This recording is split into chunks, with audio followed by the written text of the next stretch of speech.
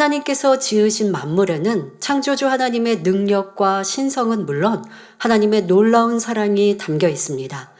산천 초목을 보아도 의미 없이 만들어진 것은 하나도 없고 각각의 모양이나 색깔, 크기까지 하나하나 섬세한 배려를 담아 우리를 위해 만들어 주셨지요. 예를 들어 하나님께서 하늘을 노란색이나 보라색으로 만들지 않으시고 파란색으로 만드신 이유가 있습니다. 우리의 영혼에 좋은 영향을 주는 파란색 하늘을 바라보며 나도 저렇게 맑고 깨끗하게 살아야겠다라는 마음이 들도록 하시기 위한 사랑의 표현이죠. 이처럼 우리가 마음 문을 열고 바라보면 창조주 하나님의 사랑은 어디에서나 찾을 수 있습니다. 지난 시간에 엘리후는 수증기가 하늘로 올라가 구름이 되고 비를 내리시는 현상과 천둥, 번개, 벼락의 자연 현상을 말하며 하나님의 위엄과 권세를 설명하였습니다. 하나님의 권능과 창조 섭리에 대한 엘리후의 설명은 37장에서도 계속됩니다. 욥기 37장 1절에 이로 인하여 내 마음이 떨며 자기 처소에서 떠나느니라 했는데 이 또한 천둥, 번개에 관한 설명입니다. 엘리후는 우렁찬 천둥 소리와 번쩍이는 번갯빛에 마음이 두렵고 떨려서 자리를 피한다고 말하고 있습니다. 마치 어린아이들이 천둥 소리가 나면 무서워서 부모님 계신 방으로 달려가는 것처럼 말입니다. 오늘날은 건물에 피뢰침이 있어서 안전하다는 것을 알면서도 천둥 소리를 들으면 깜짝 놀라며 무서워하는 사람들이 많습니다. 더구나 엘리후가 살던 시대는 수천 년 전이므로 두려움이 더욱 클 수밖에 없지요. 이 두려움은 곧 엘리후의 마음이 하나님과 거리가 멀다는 것을 나타냅니다. 하나님과 가깝다면 아무리 뇌성이 커도 두려워하거나 숨을 곳을 찾을 이유가 없습니다. 엘리후는 욥을 지적하며 권면한다고 하지만 그 역시도 하나님 앞에 떳떳하지 못하고 온전한 마음이 아니기 때문에 마음이 떨며 처소에서 떠난다고 말하는 것입니다. 이어서 엘리후는 욥에게 간곡히 말합니다. 욥기 37장 2절에 하나님의 음성, 곧 그 입에서 나오는 소리를 들으라 들으라. 욥이여, 하나님의 입에서 나오는 소리를 들으십시오.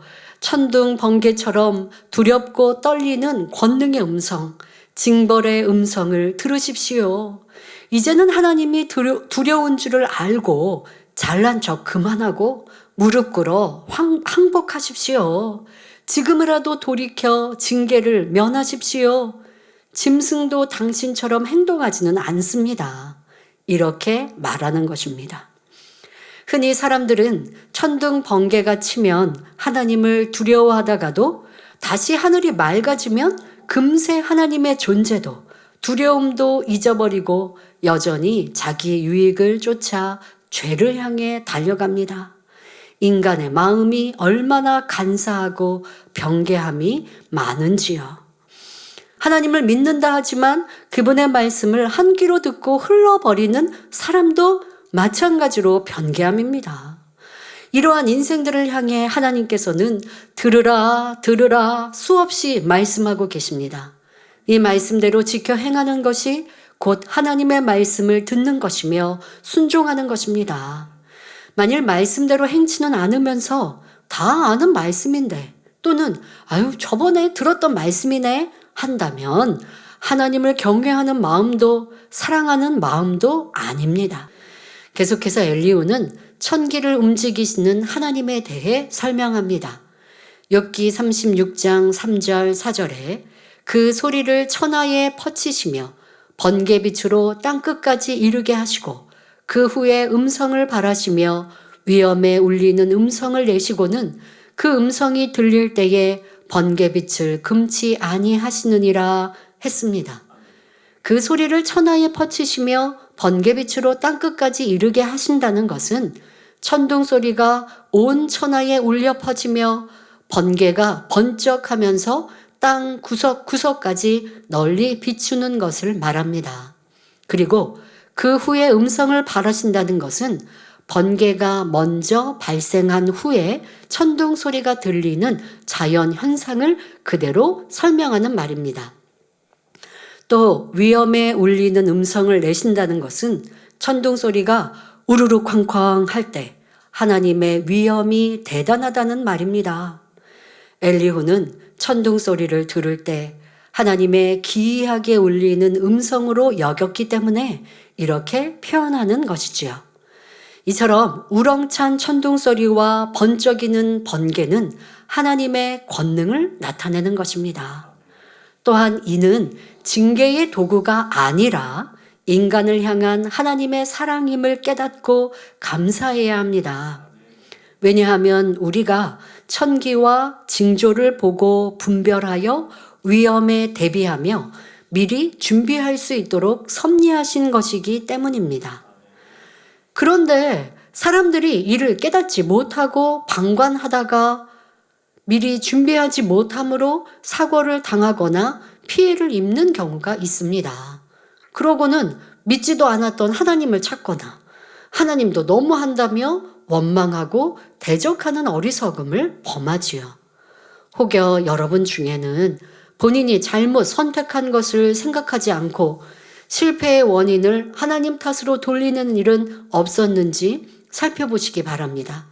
이어지는 욥기 37장 5절에 하나님이 기이하게 음성을 울리시며 우리의 헤아릴 수 없는 큰 일을 행하시느니라 말합니다. 뇌성, 천둥 소리는 갑작스럽게 울리며 그 소리가 매우 크고 때로는 땅의 진동까지 동반합니다.